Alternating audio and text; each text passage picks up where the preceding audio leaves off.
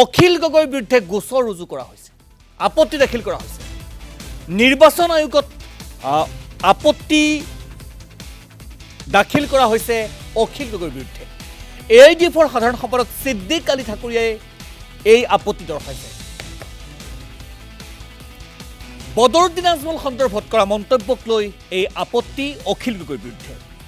উল্লেখযোগ্য যে ধুবুৰী সংসদীয় সমষ্টিত আগ্ৰাসী ৰূপত নিৰ্বাচনী প্ৰচাৰ চলাইছে অখিল গগৈ। বদৰুদ্দিন আজমলৰ বিৰুদ্ধে ধৰ্মীয় সংখ্যালঘু অৰ্থাৎ ইছলাম সম্প্ৰদায়, ইছলাম ধৰ্মাৱলম্বী ৰাইজৰ মাজত এক প্ৰকাৰ সোমাই পৰিছে অখিল গগৈ।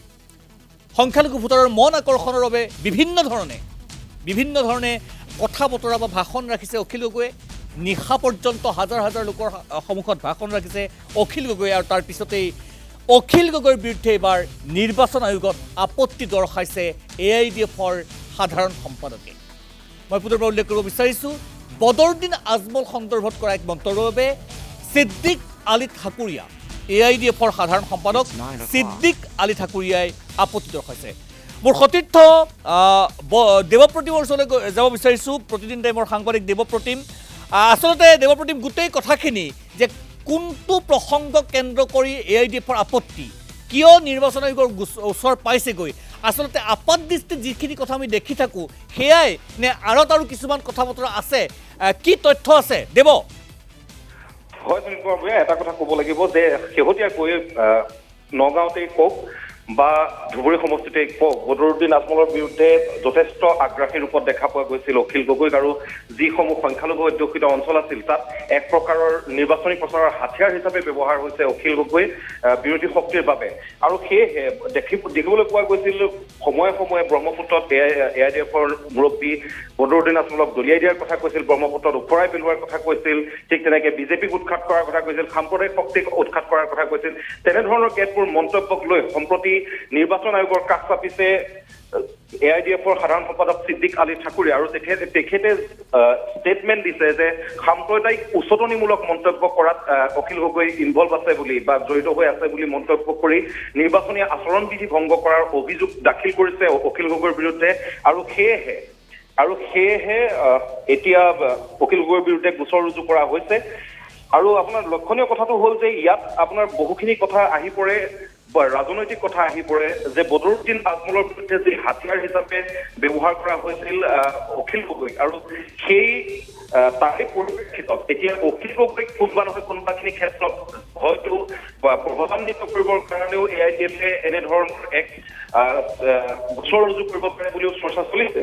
দেৱপ্ৰতি, মই যদি এনেকৈ কথাখিনি আমি সুধিব বিচাৰিম বা এনেকৈ যদি আমি জানিব বিচাৰিম যে এই মুহূৰ্তত বা যোৱা 2-3টা দিনত ধুবুৰী সংসদীয় সমষ্টিৰ বিভিন্ন প্ৰান্তত অখিল গগৈয়ে অত্যন্ত আগ্ৰাসী মনোবৃত্তিৰে নিৰ্বাচনী প্ৰচাৰত নিজক নিয়োজিত কৰিছে।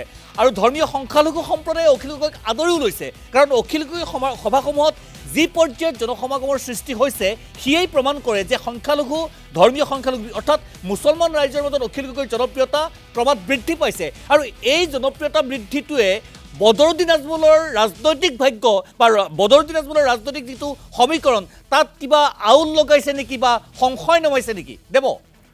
হয়, স্বাভাৱিকভাৱে সেই প্ৰশ্নটোৱেই উত্থাপন হৈছে, কাৰণ সংশয়ৰ আৰু শংকাৰ নিশ্চয় কাৰণ আছে বদৰুদ্দিন আজমলৰ কাৰণে। যিটো আপুনি যদি দেখে কালি সৃজনগাঁৱত যিখন সভা হৈছিল সেই সভাখনত আপোনাৰ অখিল গগৈয়ে প্ৰায় 20,000তকৈও অধিক লোকৰ সন্মুখত যি শপত বাক্য পাঠ কৰাইছিল, সেই শপত বাক্যত বাৰম্বাৰ এটা কথা কৈছিল যে আজমলেই হওক বা বিজেপিয়ে হওক, এওঁলোকৰ যি সাম্প্ৰদায়িক শক্তি, এই সাম্প্ৰদায়িক শক্তিক আমি উৎখাত কৰিব লাগিব। হাত আপোনালোকে ওপৰলৈ দাঙি আপোনালোকে মোৰ লগত শপত লওক বুলি সেই একেটা কামেই আপুনি নগাঁৱতো কৰা দেখিবলৈ পোৱা গৈছিল। আৰু সেই একেটা কামেই ধুবুৰীতো অখিল গগৈক কৰা দেখিবলৈ পোৱা গৈছে। আৰু ইয়াত যিটো গোচৰ ৰুজু কৰা হৈছে, গোচৰটোত এটা কথা লিখা হৈছে যে কোনো ধৰণৰ তথ্যভিত্তিক প্ৰমাণ নথকাকৈ, কোনো ধৰণৰ তথ্যভিত্তিক কথা নথকাকৈ কিছুমান আনভেৰিফাইড কথাৰে, কিছুমান তথ্য নোহোৱা কথাৰে মানুহক উচতনি দিব পৰা ধৰণৰ বক্তব্য কৰিছে যি এজন ব্যক্তিৰ যি প্ৰতিচ্ছবি, সেই সামাজিক প্ৰতিচ্ছবিত